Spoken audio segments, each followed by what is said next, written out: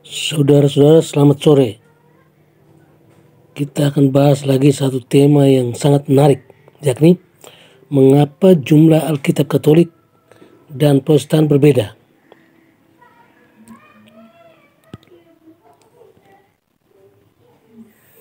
Mungkin sudah banyak yang tahu bahwa meskipun lahir dari rahim yang sama, ternyata ada banyak perbedaan antara gereja Katolik dan gereja-gereja Protestan.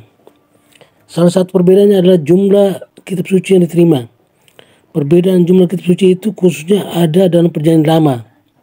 Gereja Katolik memiliki 46 kitab Perjanjian Lama, sedangkan Protestan hanya 39. Perbedaan jumlah kitab Perjanjian Lama antara Katolik Protestan ini sangat terkait erat dengan proses kanonisasi kitab suci. Maka untuk membahas perbedaan tersebut, kita harus ingat tentang kanon kitab suci. Kata kanon berasal dari bahasa Yunani, yaitu kanon yang artinya norma, ukuran, dan pedoman. Sedangkan kitab-kitab yang beredar dalam kanon tersebut, kitab-kitab kanonik, yakni kitab-kitab yang telah ditetapkan secara resmi sebagai kanon. Kitab-kitab kanonik tersebut diakui secara resmi sebagai kitab suci yang sah dan dijadikan sebagai patokan atau pedoman iman mereka.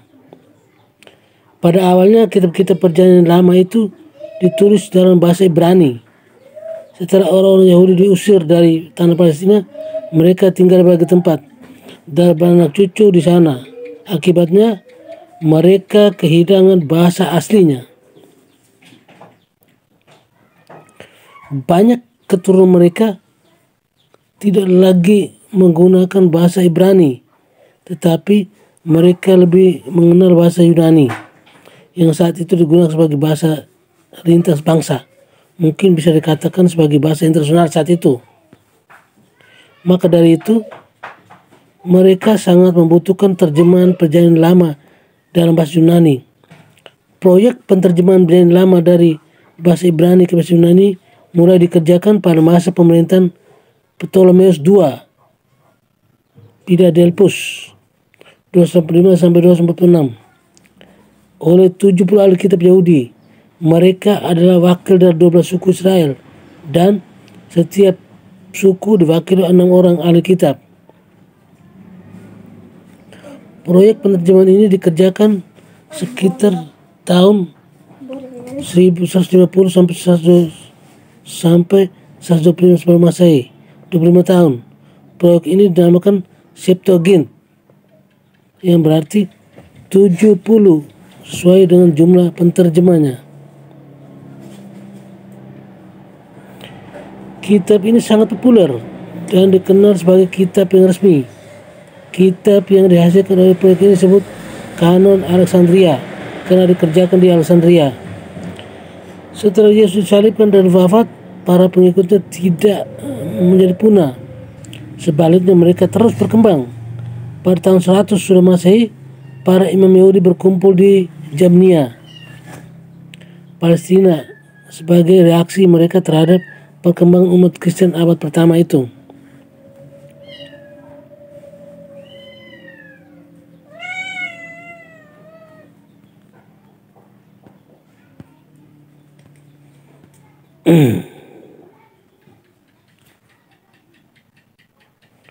Dalam pertemuan Jamnia itu mereka menetapkan berbagai hal, termasuk tentang kitab suci. Adapun beberapa penetapan mereka tentang kitab suci yaitu: 1. Ditulis dalam bahasa Ibrani. 2. Sesuai dengan kitab Taurat. 3. Lebih tua dari zaman Esra, sekitar 400 sebelum Masehi. 4. Ditulis di Palestina. Setelah menetapkan kaidah-kaidah tersebut, bangsa Yahudi hanya menerima kitab-kitab yang menurut kriteria itu sebagai kanon. Mereka pun menetapkan kanon baru kitab suci Perjanjian Lama yang baru dan menolak 7 kitab dari perjanjian dari Alexandria, yaitu Tobit, Yudit, Kebiasaan Salomo, Sirach, Baruk, dan 2 Makabe, serta kitab-kitab dari tambahan kitab Esther dan Daniel. Kanon yang baru ditetapkan itu dikenal dengan nama Kanon Jamnia. Nah, gereja waktu itu masih satu tidak mengakui kanon ditetapkan oleh para imam Yahudi itu. Gereja tetap menggunakan kanon Alexandria sebagai daftar kitab suci yang resmi. Pada tahun 393 Masehi, gereja menggelar pertemuan di Hippo yang dikenal nama Konsili Hippo, dan pertemuan di Kartago 397 yang dikenal dengan nama Konsili Kartago. Dari kedua konsili itu, gereja secara resmi menetapkan 46 kitab hasil dari kanon Alexandria sebagai kanon kitab Perjanjian Lama. Selama 16 abad, kanon Alexandria diterima oleh gereja. Masing-masing kitab yang ditolak oleh kanon Jamnia itu tadi dikutip oleh bapak gereja sebagai kitab suci yang setara dengan kitab-kitab Perjanjian Lama. Bapak gereja yang dimaksud adalah antara lain Santo Polikarpus, Santo Irenaeus, Paus Santo Clement, dan Santo Cyprianus. Ketika gereja-gereja Protestan lahir, mereka menggunakan kitab suci Perjanjian Lama versi kanon Jamnia. Sedangkan ketujuh kitab yang tidak termasuk dalam kitab kanon Jamnia, mereka terima sebagai bahan bacaan suci, namun bukan kitab suci. Selanjutnya, dalam gereja Katolik, kanon pertama dikenal dengan nama Protokanonika. Sebab kanon itu ditetapkan di awal kekristenan. Sedangkan kanon yang menetapkan 7 kitab sebagai kitab dikenal dengan nama Deuterokanonika, yang berarti kanon kedua. Itulah sebabnya mengapa jumlah kitab suci Perjanjian Lama antara gereja Katolik dan Protestan berbeda. Gereja Katolik memiliki 7 kitab Perjanjian Lama yang lebih banyak dari gereja Protestan.